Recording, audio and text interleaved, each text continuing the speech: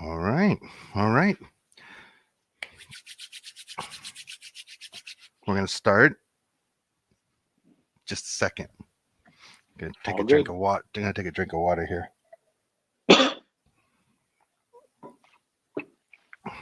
All right. Here we go. Hey, sleepers. Welcome to a special edition of the Sleeper Wire Show. I'm so happy that you guys are here, and I'm also so happy my guest is here. I am here today to talk to the man, the myth, the legend, the president of Monkey Knife Fight. Wait, we are going to start over. Sure. Oh, there's a third. Look at that. Woohoo! Awesome. Nader, what's up, man? Oh, it's just running around right now. Running around. Refinanced or what? Yeah. Bro? What rate did you get? Well, right now I'm at 3.375. Since it's an investment, it's a little bit higher. Dude, I'm gonna hook you up when we're done talking. You and I'm gonna get you 2.75. God, for an investment, I don't know if you could do that. I can do it if I don't take a commission. So there you go. I don't know. I'm already. Oh, okay. We'll talk later. We'll talk later. All right. So. I was just about to start. Nick was awfully nice to let me start over again and kind of chatting with me. But if you're ready, I'm just going to introduce you as Nader when we go, and I'm going to start the show. Is that cool? Yeah, that's good. Can you post the show notes real quick? Yeah. I'm trying to find it. Is it in the? Oh, were there notes? I didn't even look. Sorry. Yeah, let me put it here. You're too important for notes. You're too important for notes. It doesn't matter. Yeah, too important. Fuck off. I think these are right? So that should be. Oh. You guys can surprise me. I won't look. Don't care. I'll tell you anything you want to know. You'll do great. Oh, good. Because I got some real questions. I like real questions. No, that's not. Oh man, it's not clickable. It's not clickable. It's not clickable. Here, I'll tell you what. I'll put it in the chat that you and I have. This is the first time I meet you, Mo. Just in case you didn't know that. I know. This is the first time you and I have ever hung out. There you go. And much better looking than me. I was telling Nick that this is the reason why I have my my camera off, is because you're better off looking at the picture of the Sleeper Wire logo than you are my face. It can't be true. Yeah. They say I have a voice for radio, face for radio, and a voice for silent movies, right? That's the saying.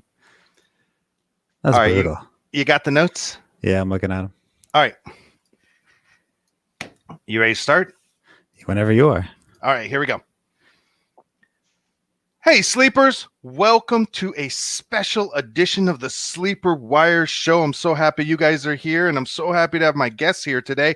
Today, I have two great people with me. One mainstay, Nader from Top Tier, right? And we all know Nader. And I have another special guest, the man, the myth, the legend, the president of Monkey Knife Fight, Nic Sulsky, is here on the show with us today. I got two questions for both of you. First, what's your favorite Queen of the Stone Age song? And second, how are you guys doing? So since I have no idea who the Queen of the Stone Age are, none. Wow, you don't know Queens of the Stone Age, Nader. We've just met, and I fucking hate you already.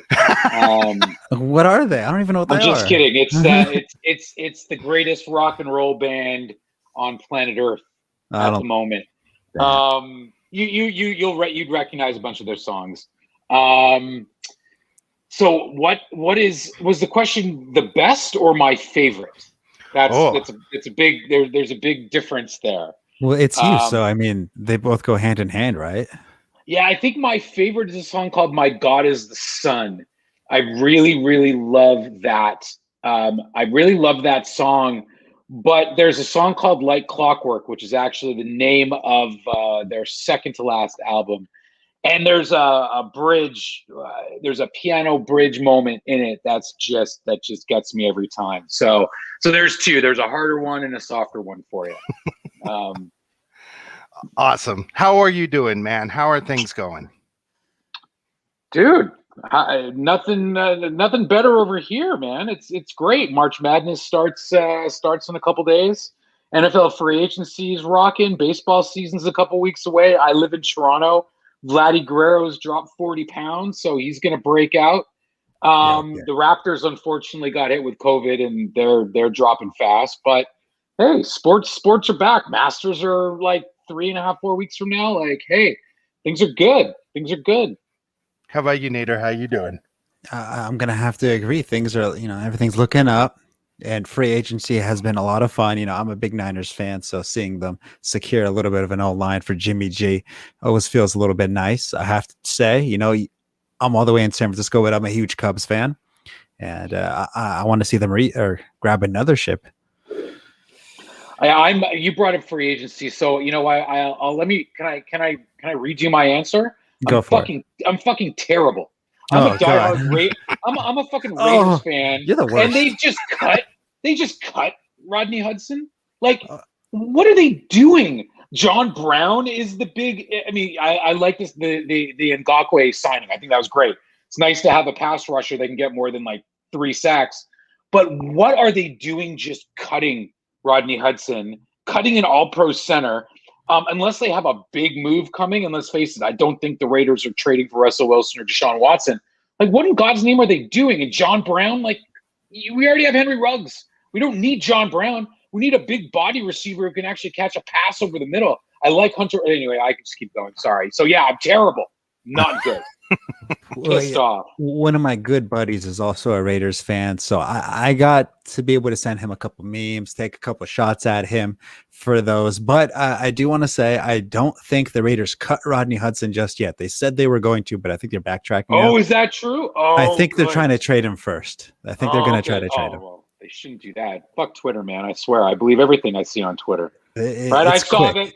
I saw on Twitter, Nader, that you weren't an attractive guy, but man, you are a pretty guy. Who said that?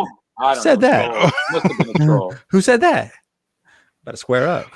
Mm-hmm. Hey, so for all 3 of our listeners who don't know what Monkey Knife Fight is, what is Monkey Knife Fight? So Monkey Knife Fight is now the 3rd biggest daily fantasy sports platform.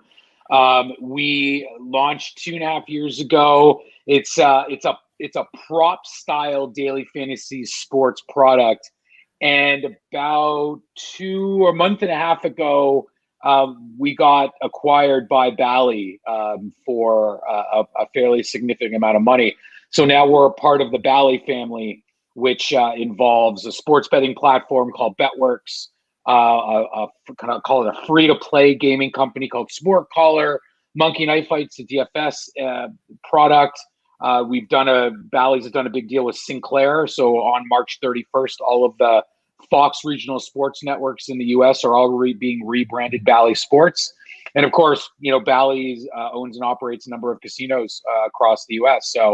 So right now, Monkey Knife Fight is is the 3rd biggest DFS and a core piece of one of the biggest growing gaming empires in North America. So I did some background checking, and let me make sure I got this number right.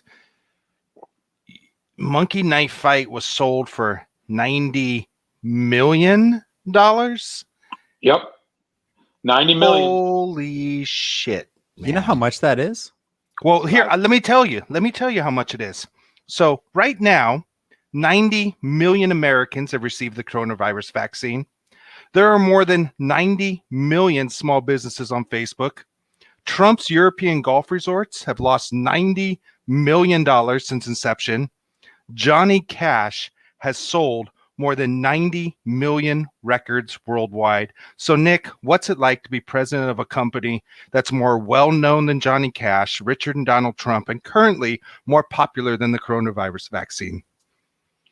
Wow, those are some hefty things to compare Monkey Knife Fight to. I mean, it feels great. I mean, to be completely candid, where we've been able to bring Monkey Knife Fight to. Now, I wouldn't say that we are as famous as Johnny Cash. You are as famous as the Man in Black. Rest in peace, Johnny Cash. I refuse to reference anything involving Donald Trump. I am apolitical and Canadian. So I don't give a crap if his golf courses have lost money. I don't care. And as far as being, did you say more popular than the coronavirus?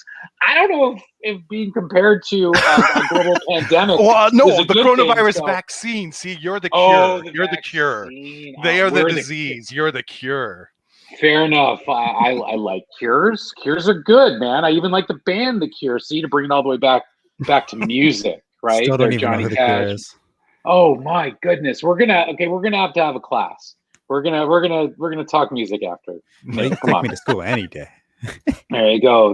No, so yeah, no, it feels great. I mean, ultimately, it's been a wild ride with Monkey Knife Fight. I mean, we've done some great deals. We've built a pretty cool business trying to help daily fantasy sports. We like to say we like to try and democratize DFS, right? I mean, DFS for years have been dominated by the professional players and the sharks, and quite frankly, at Monkey Knife Fight, we wanted to build a platform that allowed the casual fan an actual chance at winning, and we did that. So it feels pretty good to be able to be the daily fantasy sports platform for the casual sports fan. Put it that way.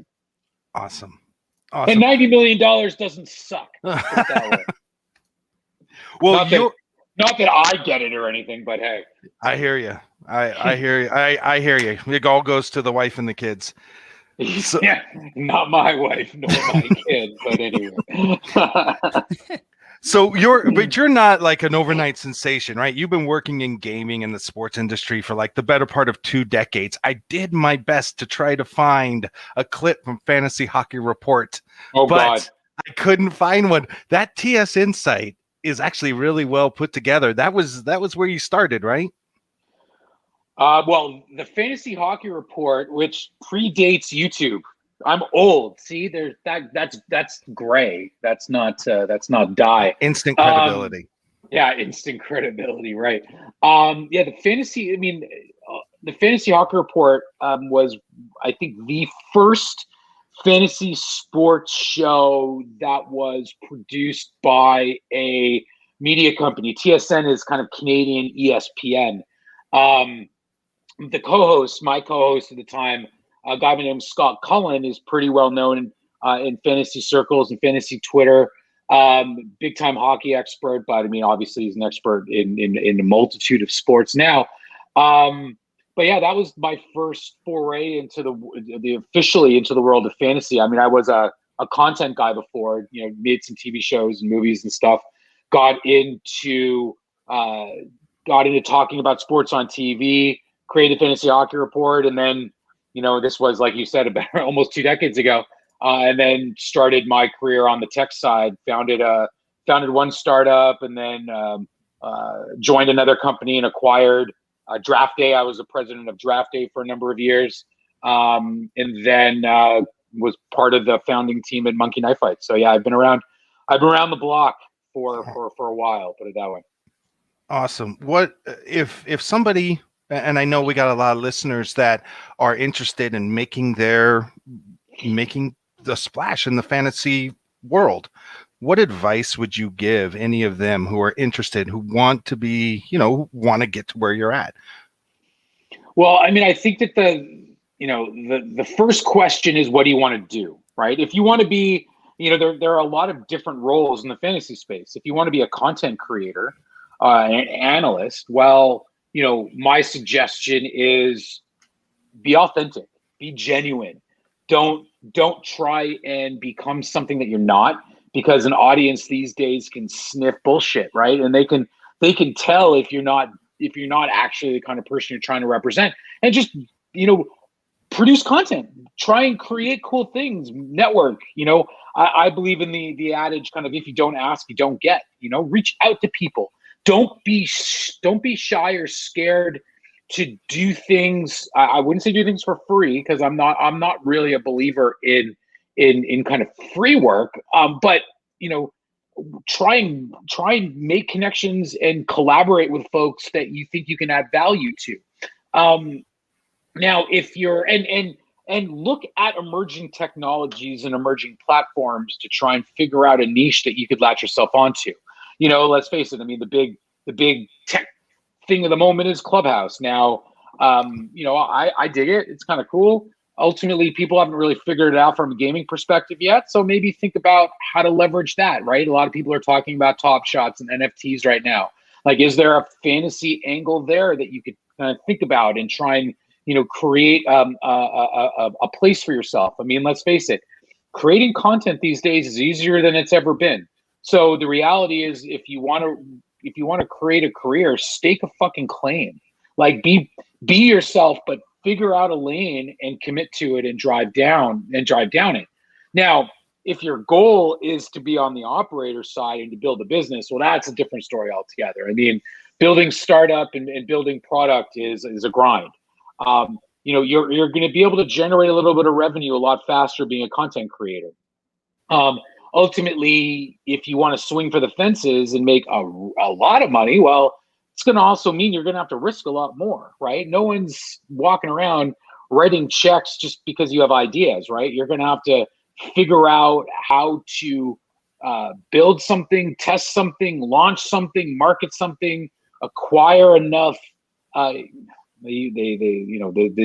term is overused, like critical mass, to get people with dollars to pay attention that believe that you can make them a lot more money, right? So, my first advice, if you want to get into the fantasy industry, is decide exactly what you want to do, right? Marketing, sales, content, development, like, what is it? Then don't be shy. Find the right people, whether it's Twitter, whether it's LinkedIn, Instagram, and just reach out to people. Don't be shy, right? Get used to hearing the word no if you want to go out and do your stuff, because ultimately, I've heard no 99.9% of the time more than I've heard yes, right? Like, you got to get a thick skin, man, because you're going to get no a lot. So just learn to plug through it. And I mean, there's a lot of fucking startup mantras out there, but you learn more from failures than you do from successes as well, right? So a no isn't never. Also, there you go. There's a lot of cliches for you. Right. He who says he can and he who says he can't are both usually right. That's right. Or in the great words of Yoda, right? Oh my God, I'm gonna mess up the line, and I'm a diehard Star Wars fan. Killing me, man. I know. Like, what is it? Do or do not. There is no try. There you go. You got it. I had Mike Quinn on the show. Do you know who Mike Quinn is? He played Nine Numb in all 6 of the movies. Come on, dude! He was the co-pilot of the Millennium Falcon. Falcon. There you go. And after every single one of the new movies, I did a show with him about each of the movies and what it was like to be on set. And he was like, "Oh man, I would have liked to have gotten, a few more guns and had my shirt off and my abs showing." And he was a great guy. He's super cool. So the question is, Nader, you don't know don't know Queens of the Stone Age or The Cure. Do you know what Star Wars? Oh yeah, okay. Okay. All right, okay, that one hurt a little bit inside. Come on, that one hurt. Hey, what you were saying, I really liked what you were saying about reach out to people, because that's how you and I met. I met you on Clubhouse, and I think it was the same day I met Matthew Barry, actually. And both of you said, just try to get into new technology. But I reached out to you and was like, hey, man, you're awesome. Come be on the show. And you were super accommodating and said, yeah, sure, I can do that. But if I hadn't reached out, we wouldn't be here. So, I agree. Whatever, man. Like, yeah, like I say, I mean, the worst thing that folks are going to say to you if you reach out respectfully, which you did, is just say, I'm sorry, I just don't have the time, but I'll let you know when I do. But ultimately, I like this. This is fun. I enjoy talking to people. And as you can tell, I'm a bit of a, I like to hear myself talk because, my wife and my daughter are already bored sick of me. So when I can find other people to bore, I'm all over it. I have 2 daughters, and they're both bored of me. So I hear you. There you Imagine go. having kids. Just imagine. Just imagine. Because it's coming. It's this, coming. And it's this, brother. You'll see. That's a nice thick head of hair. This is why you wear the baseball cap. Oh yeah, I love baseball hats, man. It's funny, baseball hats, but no, I'm representing. You know what I mean? Yeah, the Raiders. That's. I can go into more jokes. No way, I can go into more jokes, but I'm going to spare you the cry. I'm going to spare you it. So I'm I'm going to go on a mini rant because I want to kind of pile on what you said by reaching out to people. And I want to use a quick mini example of what I did because, you know, of course, now I'm on like the little Sleeper Wire network for fantasy football and all that good stuff. And, you know, me and my good buddy, we are the Raiders fan. We also do, we started with our own fantasy football podcast. And, you know, we felt like we had a really good show. You know, we had great takes, great drops, great, you know, like segues, professional mics. You know, we had professional equipment. And yeah, as you guys, you know, unfortunately the viewers can't see, but we have a little green screen right behind me, so we can put an interactive background. And but we didn't have the mass audience that you were talking about.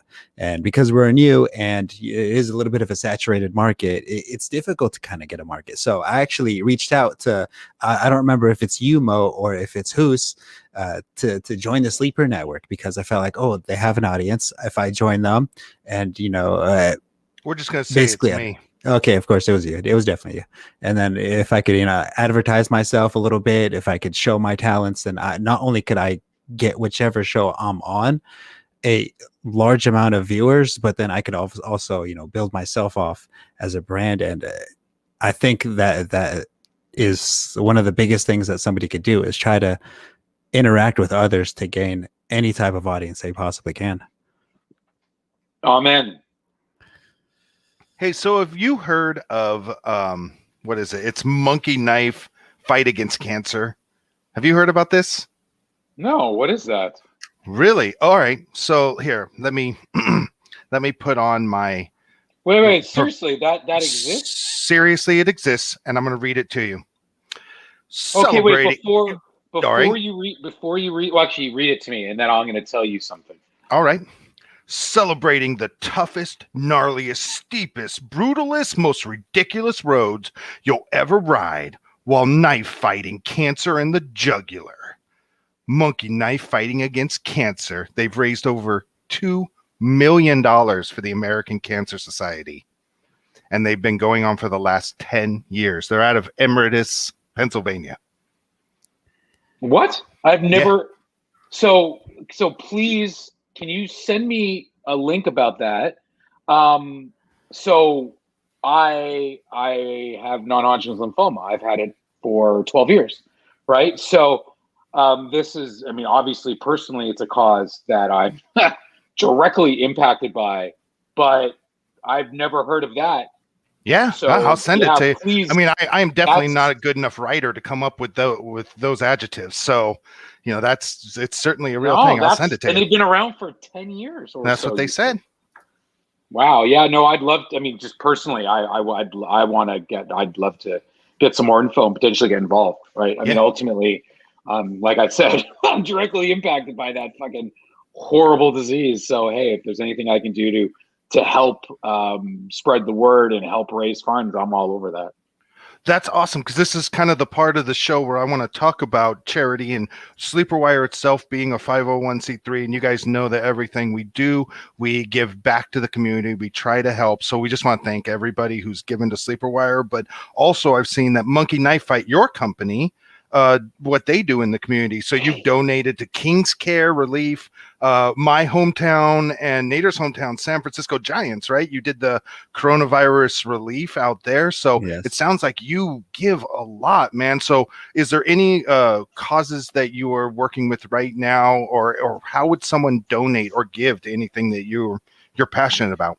Well, no, you know what? And I got to give full props also to our owner, Bill Asher, who made, you know, when the pandemic hit, he really made charitable contributions to the COVID relief foundations of the teams that we were working with a major priority. So, yeah, like you said, I mean, we did a slew of deals last year with the Giants, with the Brewers, the Twins, the Padres, the Rangers, the Marlins in baseball. I don't think I'm forgetting any. And then in football with the Dolphins and the Bucks, with the Kings in the NHL, in the Galaxy in LA, and with Charlie Hoffman, who's a PGA golfer.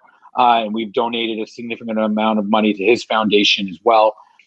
You know, ultimately, it goes back to what we were talking about even at the very beginning of the podcast, talking about being authentic and genuine. I mean, you can't just say you want to be good, you want to be a good part of the community, you want to help people without actually putting your money where your mouth is, right? So especially in the time of the global pandemic, and when folks were really, really struggling. I mean, folks still are, obviously, but it was even more important for us to do whatever we could to give back. And ultimately, our owner is fortunate enough to be able to give back, and he made it a big priority. So it was a true, it was a blessing, but it was a true honor to be able to work alongside those teams. So ultimately, there isn't a specific cause or a specific foundation that we at Monkey Knife Fight would suggest you donate to. I like the Monkey Knife Fight Cancer or whatever. Monkey Knife Fight Against Cancer. Yeah, Monkey Knife Fight Against Cancer. I mean, I would like to throw as much weight behind that as possible. I mean, that's amazing. I love it. So, and like I said, I mean, the Charlie Hoffman Foundation is very it's a very all-inclusive. Charlie works with a lot of different groups, but ultimately, as far as I'm concerned, it doesn't matter where or who you give money to, but giving back is important. There are so many important causes out there, so find something that actually means something to you. And if it's COVID relief, great. If it's the fight against cancer, great. If it's child poverty, if it's, I mean, there's tons, right? There's a specific charity up. I live in Toronto. There's a charity that's very near and dear to my family's wants or hopes, called Megan's Hug, that we donate money to every year. I mean, it's really just about finding something that you really believe in and care about, and just donate. And literally donate $5. Everything matters these days, Right. I'm a believer in the concept that the more you give, the more you get. As backwards as that sounds, I think that's a truism in the world. So, hey, I'm with you. So we talked about the charity aspect, but what is the next big project for Monkey Knife Fight? What's the next big project for you? Do you guys have anything on the horizon? Any salacious pieces of info you can give us? Well, no, I mean, we, as we talked about, we were acquired by Bally about a month and a half ago, and part of the Bally family now is a relationship with Sinclair. Sinclair, the Fox Regional Sports Networks in the U.S. are all being rebranded Bally Sports in a couple weeks. And so the big project for us right now is figuring out ways that we can integrate Monkey Knife Fight into broadcast, into games, into digital activations alongside the great folks at Sinclair and Bally Sports, obviously, in trying to figure out, quite frankly, how to make the experience of being a sports fan better. Right? I mean, sports betting isn't legal in a majority of U.S. states. Monkey Knife Fight, being a daily fantasy sports platform, is legal in 39 states. So, let's face it, we all love fantasy sports. Daily fantasy sports is a way that we can get a little bit of a sweat on from a day-to-day basis. It makes watching the games more fun. I mean, let's face facts. And so, our goal, our mission is to make that experience of watching sports more fun. So being able to work alongside the amazing folks at Sinclair and Bally to figure out ways to integrate MKF into broadcast to make the experience of being a San Francisco Giants fan better, or a San Diego Padres fan better, or a Milwaukee Brewers fan better, that excites me, right? It really excites me to think about what the experience of watching sports is, and how we can use our phones, devices to make that experience even more fun. So I got it. So you want everybody to take their stimulus checks and go spend them at the Bally's Casino in Las Vegas, is what you're saying, right? We all got that. Genius. No, I want them going to Monkey Knife Fight and spending it there. Like, yeah, the casino is great, but hey, I would rather them increase the kind of the bottom line of Monkey Knife Fight before they go to the casinos. You know what I mean? But no, you can go to the casinos too if you want. But Monkey Knife Fight's way more fun. You can do that on your phone, right? Awesome. So I looked up before we spoke the the dumbest bets anybody's ever made on Monkey Knife Fight. And of course, there's a giant Reddit stream for this. Have you ever seen this? I have not, but I will say, technically, no one has ever made a bet on Monkey Knife Fight. They enter contests on Monkey Knife Fight. There you go. That's better. That's better. I'll make sure that edit this. It's all good. Gaming humor. So, would you? There's two things. One, I want you to tell me which one of these bets do you think is the worst, and also if you have any stories about some interesting bets that let me rephrase. Interesting contests you have seen. I'd love to hear them. So sure. All right. So here are some that I read. A user by the name of Dick said he made a live bet while watching a game on a delay. And a user by the name of Boom Quisha, not to be outdone, said that she made a live bet while watching a rerun of a game from earlier in the year, thinking it was a live game. How? I guess the only way that second one would have worked is if it was a Raptors Sixers game that she was watching from 3 months ago and thought that it was the game of tonight that she was entering on the site.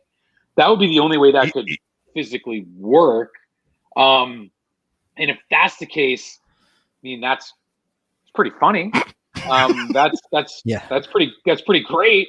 I mean, as far as the broadcast delay goes, I mean, sucks to be you, I guess. I mean, but I mean, I will say that though, like the users in that scenario, I think both are foolish, especially in the age of like everyone's got a computer in their freaking pocket. But the best, we have like a running list of some of the best excuses, because oftentimes people would enter a contest in Monkey Knife Fight, they would lose, and they would email customer support with some kind of excuse as to why they should have their contest refunded. Some of them are spectacular. The best one, and I'm going to do a really bad job describing it, but you'll get the gist. The best was the person that said that their cat was on their computer and entered a contest without him knowing, and claimed that he should get it refunded because it was the cat's fault. No. And this was like a long like description in customer support. Another person said that their like 8-year-old signed up for an account, got their credit card, went through all the KYC and all of that and submitted an entry and wanted it refunded because it was the kid's fault doing it. And what was funny in that scenario, it's like, okay, so literally what you're saying is that your child committed credit card fraud. So what are you exactly saying here? So we get a lot of real fun customer support excuses as to why they should get refunded on losses. But I think the cat entering a contest was probably the best one. Absolutely. He should have gotten his money back for that. I think that's a completely fair, plausible reason. But I don't know what this is an issue for. We do have some of these debates because, as you know, we have an amazing customer support team, and as the questions get escalated up the chain, eventually sometimes they get to me, and sometimes we have these conversations. It's like, man, that's a good excuse. Like, should we just refund them anyway because that's a really good excuse? But ultimately, the answer is no. I mean, compliance. You're giving our listeners ideas. Yeah, but ultimately, it won't work, right? Because the key with being a real money gaming operator is having the protocols and the procedures in place to deal with real money gaming. And we have to play everything exactly by the book. I mean, that's just the way that it is, right? So there is no gray area around contests like that. Like there is no story that someone's going to come up with that's going to like tug on our heartstrings or blame a cat. Like ultimately, there are enough notices on our site around confirming contest entry. There are enough fail-safes where we give users the opportunity to not enter those contests. Where once you enter a contest, like it is what it is, right? So yeah, no cat stories. No cat stories. No. I have two more. Fat Batman said that he lost a $600 bet on the Chiefs, which if he had won, he had only won $48 this year. So he bet $600 in the Super Bowl for the Chiefs to win $48. How? Well, I mean, that wasn't on Monkey Knife Fight because we don't do team stuff, but that's but I don't understand how that would have worked, because the Chiefs, like, what would that would have been, what, like he bet 48, or sorry, he bet 600 to win 600 48. to win 48. That's what he said. I'm not going out checking the validity of these. That's kind of crazy, because I don't think there was any moment in the game where the Chiefs were that big of a favorite. So I don't see how that could have been possible. A guy by the name of Bud Lightyear said that he bet half a Bitcoin on the Broncos to beat the Seahawks in the Super Bowl. Like when? When they played in the Super Bowl, right? This so when did the Broncos play the Seahawks? But there was no Bitcoin back then. See, these people are liars, man. 2012. Bitcoin was created, I think, 2012. I have one. Oh, was it really? Oh, well, there you go. See, and how much would that be today? Have we created $14 billion. 2009, actually. Half a Bitcoin by then, 2012. I'm Googling it right now as we speak. So you guys can go ahead, and then I'll let you guys know. Well, I'll tell you what, I have one last one. A user by the name of No Child Support. He said that he bet against Tom Brady every game in the playoffs this year. See, I like his style. I got a lot of respect for Tom Brady, but boy, do I hate that guy. I mean, not personally, just I'm a Raiders fan, right? Tuck rule just destroyed. Sure. You're an NFL fan. Yeah, it destroyed my ability to root for Tom Brady. But I like his spirit. Sure, I get it. Go all the way. I wouldn't bet money against Tom Brady, but more power to you. You Monkey Knife Fight was a supporter of the Bucks. I saw. Do you got any Tom Brady or NFL player stories? No, we are the official partner of the Tampa Bay Buccaneers. We are actually we're also the official partner of the National Football League Players Association. So we've had the support of a ton of amazing NFL players, but no real crazy crazy stories. But it was cool to see guys like Rob Gronkowski and Leonard Fournette and Stephon Diggs, like Kirk Cousins rocking MKF gear. Like, that was pretty cool. But no, and we did a campaign around the Super Bowl with Derrick Henry and Aaron Donald.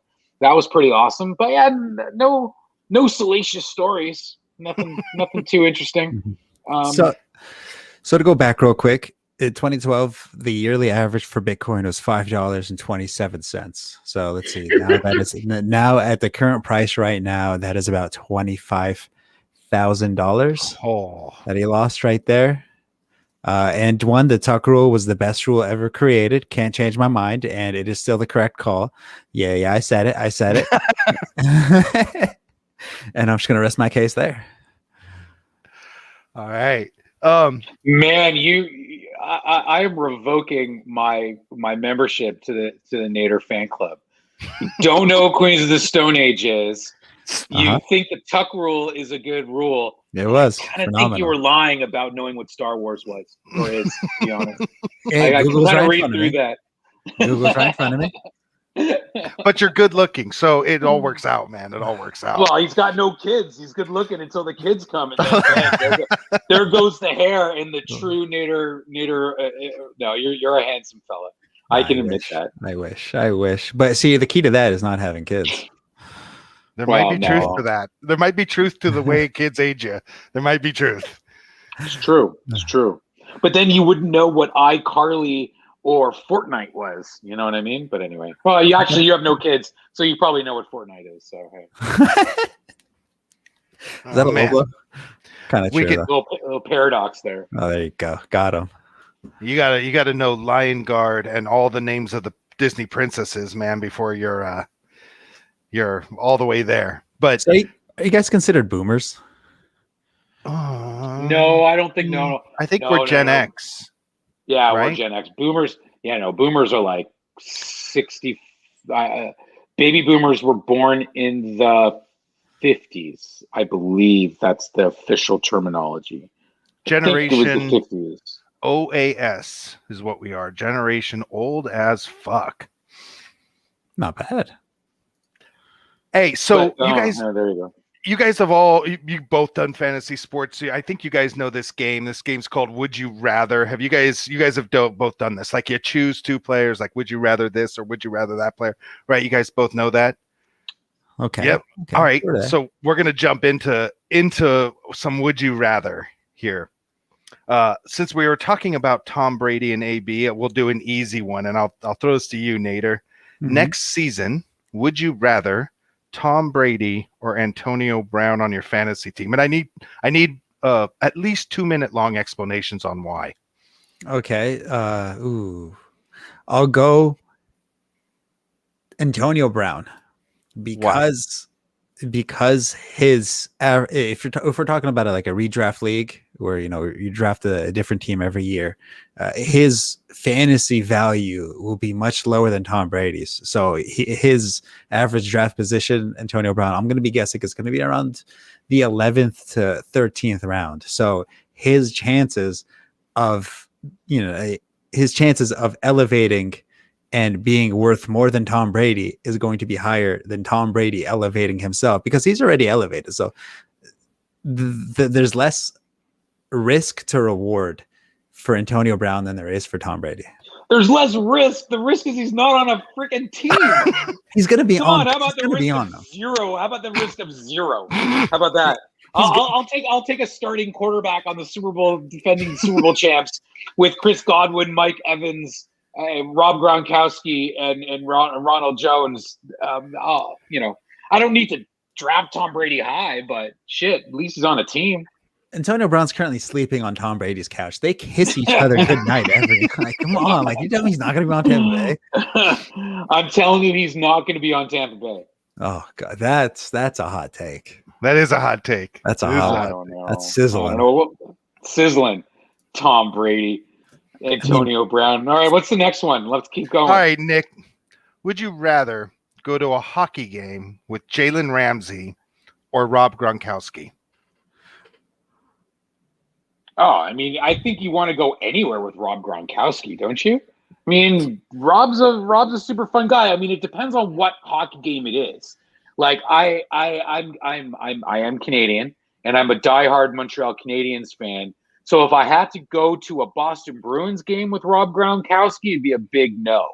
But no, I think, but with the exception of that experience, it has to be Rob Gronkowski. Yeah. Have you heard what Jalen Ramsey said about hockey?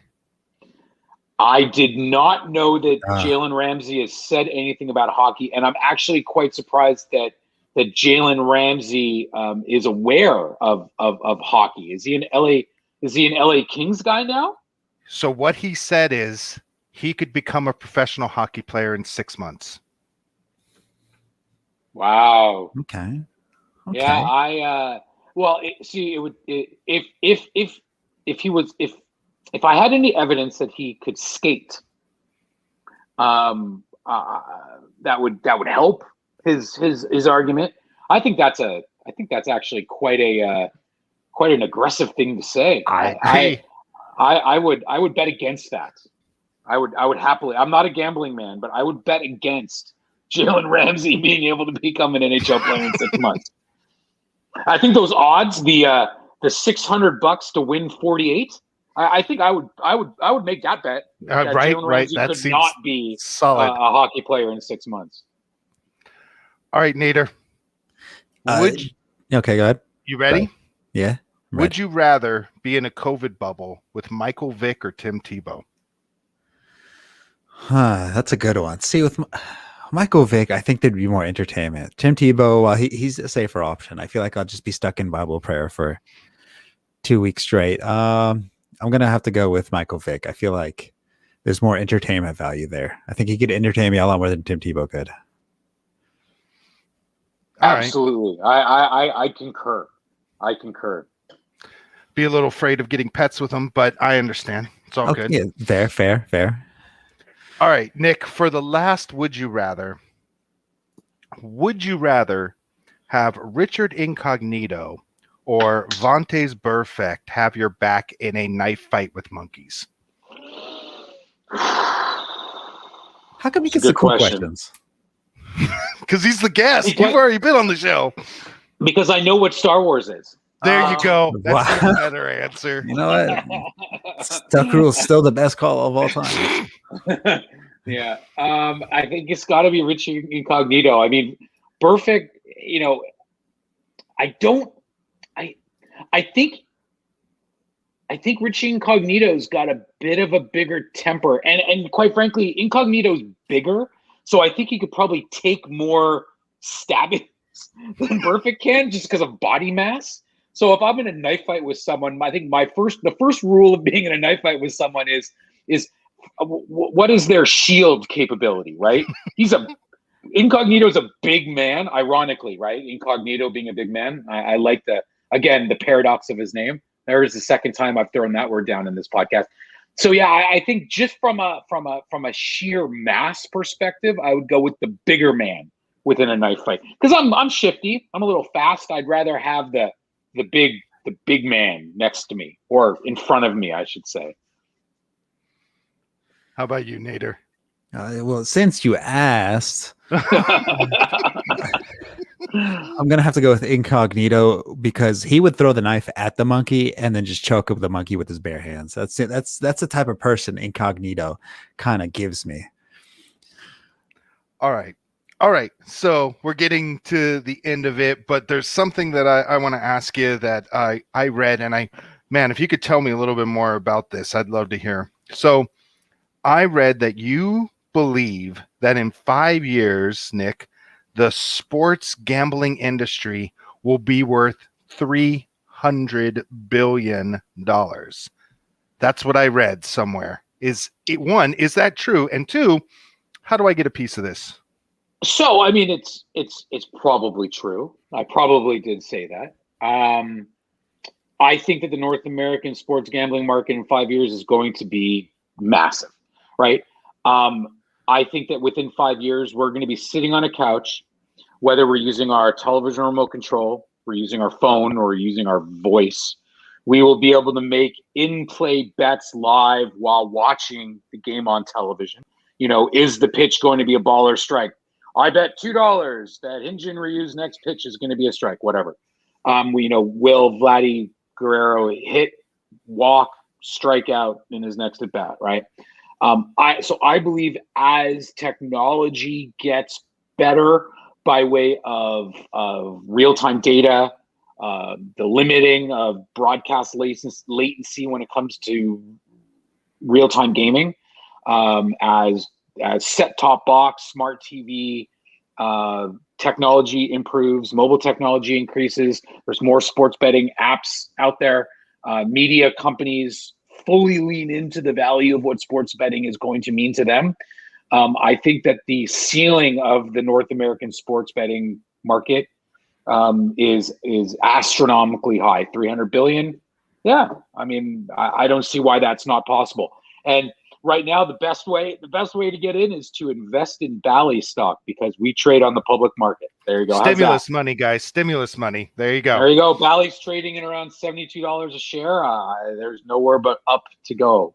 So that there's my $300 billion pitch.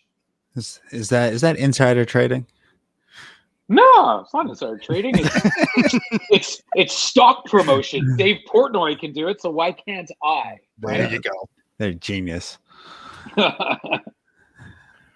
Well, that's about all I got for the questions and the show. I really appreciate you being here. Is there anything that we should be talking about that we're missing, Nader? So I have one little question for our fantastic guest. So because I've never used Monkey Knife Fight before, and I'm sure there's a couple listeners that haven't also. So what type of contests, if I said that properly, should people expect to see on there? Like, is it during the Super Bowl, what color the Gatorade is going to be? No. So think fantasy. Think player prop fantasy. So as an example for the Super Bowl this year, we have a number of different contest types on our platform. One of our most popular is called More or Less. So during the Super Bowl, the contest would have been Patrick Mahomes more or less than 303.5 passing yards, Tom Brady more or less than 292.5 passing yards. You predict both of those correct, you would win 3.5 times your buy-in. So you can turn $10 into $35. So as an example, basketball tonight, it's single game. So the Sixers are playing the Bucks. So you could play more or less Giannis. I think his line is 29.5 points, and more or less Tobias Harris at 21.5 points. This is that simple, right? We wanted to create a really easy to understand daily fantasy sports product that a user could download our app, sign up, pick a contest within, or you go to our mobile website or go on desktop, monkeyknifefight.com, and very easily within like 3 clicks get into a contest literally 2 minutes before the game starts. So it's literally that kind of easy to get involved and that easy to understand. There we go. That kind of nailed that question on the head. I've been asked that question a couple times before. There we go. Only once or twice. Well, because when we're talking about prop bets, that's kind of one of the first things that popped through my mind. Like kind of like in the Hardball Super Bowl with both of their brothers, one of the prop bets was how many times will the word hardball be said on air. So I think that's what a lot of people are questioning. There you go. So think player proposition. That's it's just player based. It's daily fantasy sports without having to create salary caps across all the different teams and all the different leagues. Nice. All right. Awesome. Well, we wanted to thank you guys all for listening and thank you guys for being here. Nader, if somebody wants to find you, how would they go about doing that? So on Twitter, you can go at @TopTierTactics_. That'll be my username. Usually I'm just kind of badgering people, instigating arguments, or just kind of playing, having fun. You guys can go and check me out there. All right. And Nick, if somebody wanted to find you, how or get involved with Monkey Knife Fight, how do they do that? Well, go to monkeyknifefight.com, download the app. We offer a deposit bonus of 100% match, an instant match up to $50. And you get a free $5 game on sign up. And you can use, I don't think you have a promo code, so you could just use, you don't even have to use a promo code. And then, you can follow me on Twitter. I've started getting on Twitter a little bit more. NICSULSKY, a real cryptic name, Nic Sulsky. I'm on LinkedIn. If anyone in the business industry wants to get involved, just reach out to me. As Adam, or I guess you can go by Mo, said, I'm pretty accessible. Just hit me up. I'm happy to talk. Share. I'm not shy to share my opinion, except for people that have never seen Star Wars before. Who's that? I wonder who that could be. Just all kidding, right, guys. It was a real pleasure. I'm a fan of what you guys do. I really like your podcast, and yeah, thanks for reaching out, Mo and Nader. It's a real pleasure. I'm just busting your balls a little bit, Oh, of course. Same to you. May the force be with you all. Thanks for listening, guys. Thanks, everybody. Bye. All right, let's